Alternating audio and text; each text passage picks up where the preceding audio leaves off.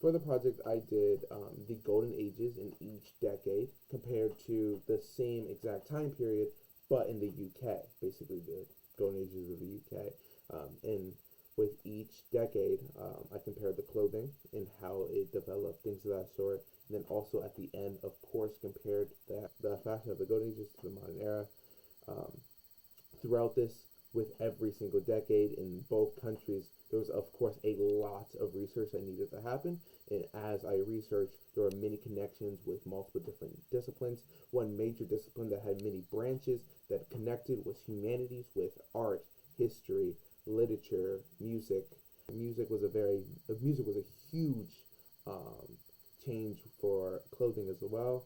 Then another big one was social science with laws, civil rights movements, political science, things of that sort that kept on evolving fashion.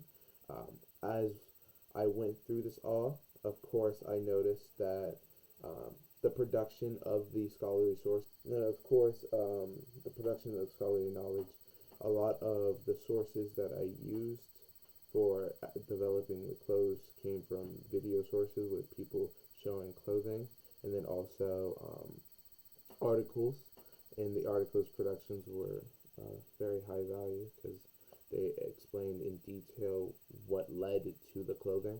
I remember a lot of articles that I used being worded as 100 reasons or 100 ideas that led to this or that or that. There were many sub articles encased in them that also, of course, explain things in great detail. As I went through all my general education programs, it helped me shape like my methods towards research with um, composition and AMH, humanities, things of that sort.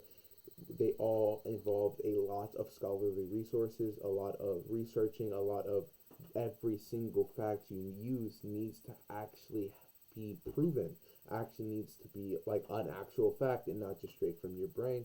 So, of course, throughout doing all these courses, I developed like the habit of just continuously uh, checking and making sure what I'm saying is actually true, and then writing it all down, making sure that to use quotations when need be. And then since this is, of course, a fashion project, everything that I learned from this was actually inspiration for me as I continue to go down this fashion industry and, of course, business industry as well. I will retain all the knowledge that I gained from this and use it towards basically building my future even better, maybe even incorporating some of the ideas and things of the sort that I saw from each decade into maybe future drops. The research that I did also will help me a lot in the future because it just showed how fashion has changed and how the fashion was created, what people in that generation really looked for in clothing.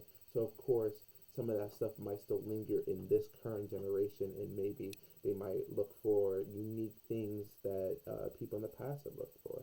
And I could try to envelop that into my later clothing.